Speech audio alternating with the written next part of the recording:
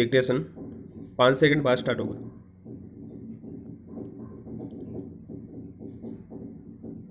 Yes, ready, start. Rajasthan का सत्ता संग्राम राजस्थान उच्च न्यायालय के बाद राजभवन पहुंच गया। विराम। न्यायालय ने कांग्रेस के 19 बागी विधायकों की याचिका पर विधानसभा अध्यक्ष से यथास्थिति बनाए रखने को कहा है। विराम। साफ है अब अध्यक्ष सीपी जोशी सचिन पायलट समेत 19 विधायकों को एकाएक अयोग्य घोषित नहीं कर पाएंगे। Question mark. सोमवार को सर्वोच्च न्यायालय में भी इस मामले पर सुनवाई होनी है। विराम। इसी घटनाक्रम के दौरान अशोक गहलोत अपने विधायकों को होटल से लेकर राजभवन पहुंचे और विधायक परिसर में ही धरने पर बैठ गए। विराम।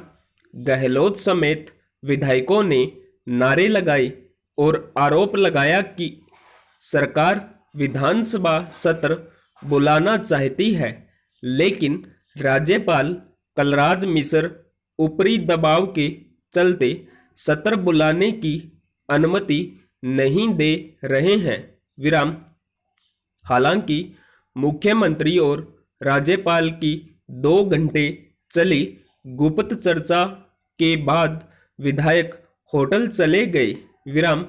अलबत्ता विधानसभा अध्यक्ष की दलील है कि उच्च न्यायालय उन्हें बागी विधायकों को अयोग्यता की कार्रवाई से नहीं रोक सकता है।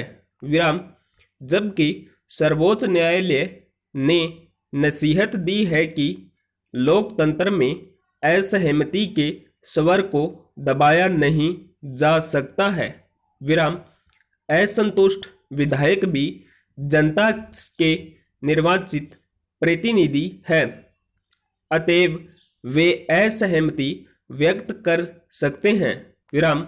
अन्यथा लोकतंत्र समाप्त हो जाएगा। विराम। इसी बीच राजस्थान के सियासी दंगल में केंद्र सरकार ने भी दखल दे दिया। विराम।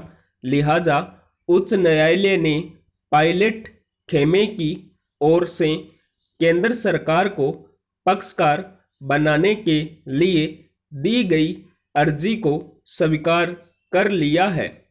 विराम। साफ है अब केंद्र का पक्ष भी चुना जाएगा। विराम। केंद्र की ओर से महाअधिवक्ता आर.डी. रस्तोगी सरकार का पक्ष रखेंगे। विराम। बहरहाल यह मामला इतना पेचीदा हो गया है कि मुख्यमंत्री अशोक गहलोत को सरकार बचाना मुश्किल होगा।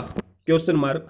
लेकिन पायलट की गति भी 2 ही दिन से गए पांडे हलवा मिले न माड़े कहावत को चरितार्थ हो सकती है, क्योंकि राजस्थान की पूर्व मुख्यमंत्री वसुंधरा राजे सिंधिया ने अभी अपने पत्ते नहीं खोले हैं।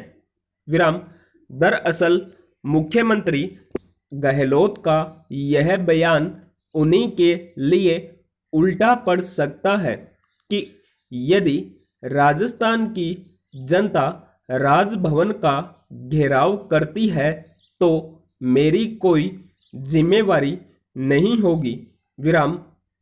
यह बयान इसलिए बेबुनियाद है क्योंकि अब तक गहलोत स्वयं मुख्यमंत्री हैं और कानून व्यवस्था के सीधे सीधे जिम्मेदारी उन्हीं के हाथ है।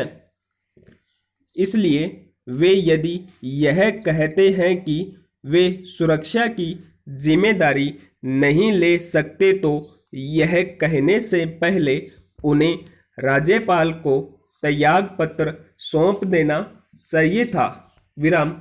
शायद इसलिए राज्यपाल ने तल्ख टिप्पणी करते हुए कहा भी है, यदि राज्य सरकार राज्यपाल की सुरक्षा की जिम्मेदारी नहीं ले सकती है तो यह सवाल उठता है कि ऐसे राज्य में कानून व्यवस्था की क्या स्थिति होगी। विराम। यही नहीं, राज्यपाल कलराज मिश्र ने बाकायदा मुख्यमंत्री को पत्र लिखकर कहा, इससे पहले कि मैं विधानसभा सत्र बुलाए जाने के संबंध में संविधान विशेषज्ञों से चर्चा करता, आपने सार्वजनिक रूप से कह दिया कि यदि राजभवन का घेराव होता है तो यह आपकी जिम्मेदारी नहीं होगी। विराम।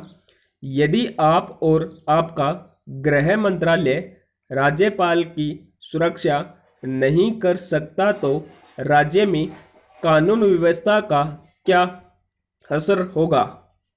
Question mark. मैंने कभी किसी मुख्यमंत्री का ऐसा बयान नहीं सुना। विराम। यह गलत प्रवृत्ति की शुरुआत है। स्टॉप।